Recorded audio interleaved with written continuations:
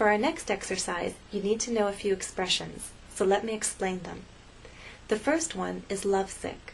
If you're lovesick, then you feel sad because the person you love is not with you.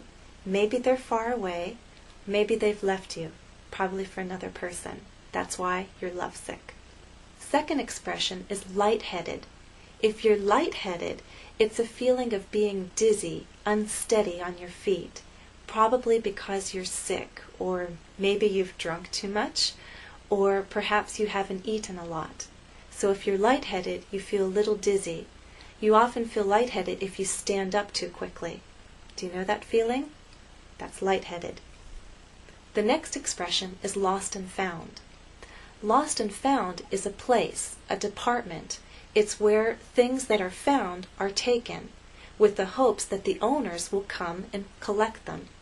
So if you lost something at the airport or a train station or a nightclub, you can go to the lost and found. You can ask someone, "Excuse me, where's the lost and found?" Another expression is live and let live. We say this to mean that you can live your life peacefully and let others live their life peacefully. You live the way you want and let others live the way they want, and then there are no problems. Live and let live. Low end. Low end is a way to describe things that are inexpensive. The opposite is high end. So if you're talking about technology or cars or appliances, they can be high end or low end. Low end is not very expensive. The final expression is a lucky charm. This is an object that you believe brings luck to you. For Americans, a lucky charm is often a rabbit's foot for some reason. Exercise 4. Choose the correct expression to complete the statement. You read the statement to yourself, and then I'll tell you the answer.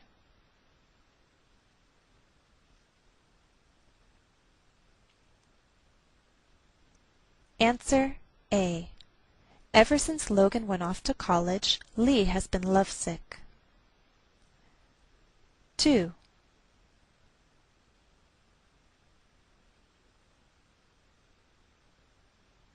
Answer B. Lance doesn't like to get involved in other people's problems. He says, live and let live.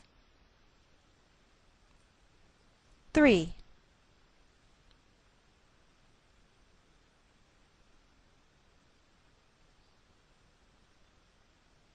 Answer B. Lydia doesn't make much money, so she had to buy a low-end laptop computer. 4.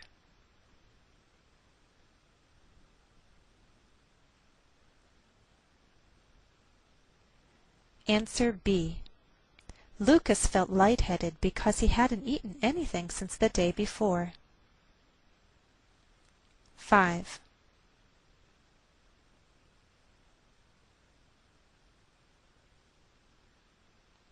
Answer A. Lindsay went to the airline's Lost and Found with the hope of finding her suitcase. 6.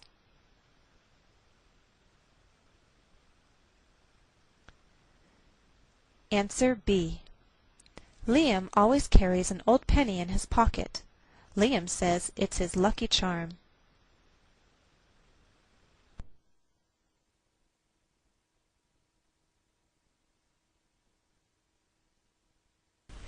Now, of course, I talked about confusing L and T and D, but the biggest confusion often comes between L and R. And here's the difference. Let's talk about the difference with words like lap and rap. Rap, you know, is the kind of music, and lap is your upper front legs. When you sit down, you can put a small child on your lap, or a cat can sit on your lap.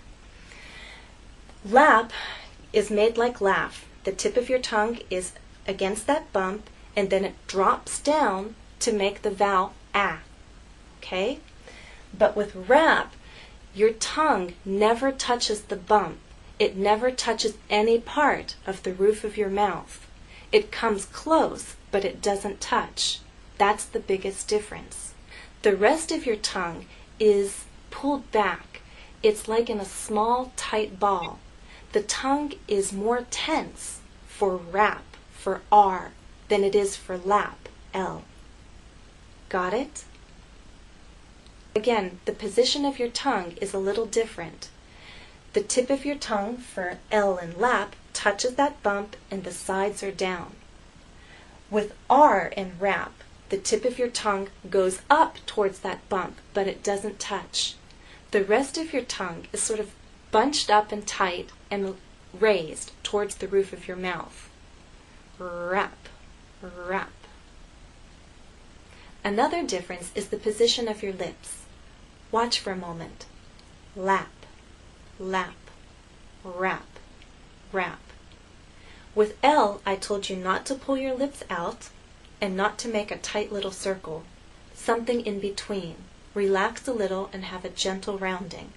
Lap, lap. But with R, your lips are more rounded and a little more tense. Lap, lap, rap, rap. Do you see the difference? Exercise 5. Listen and identify the statement you hear. For example, can you lock it?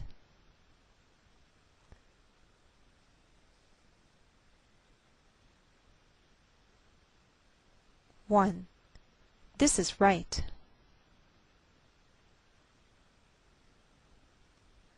2. Will you read? 3. It can't be long. 4. This is a rowboat. 5. Did you see Lonnie? 6. Show me the rake.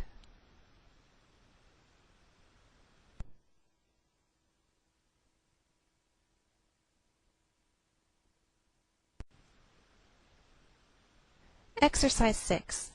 Listen to the text. Luke and Lisa live by a lake. They live at the end of a long lane. They like to eat lunch on their lawn. They love looking at the leaves on the trees and listening to the loons on the lake. They love the life they live. Do you know these words? Lane, a narrow road. Lawn, an area of grass around a building. Loon, a large bird that eats fish and can swim underwater.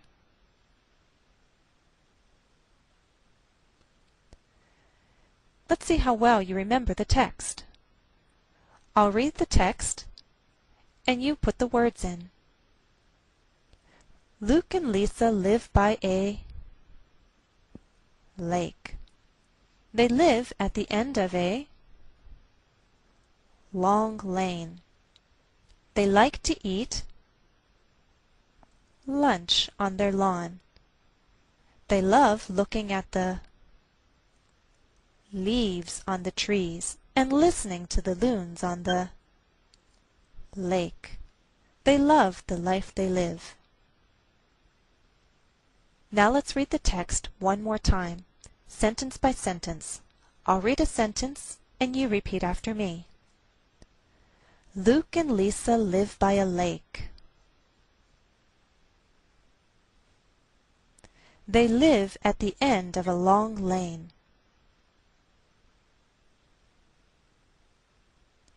They like to eat lunch on their lawn. They love looking at the leaves on the trees and listening to the loons on the lake.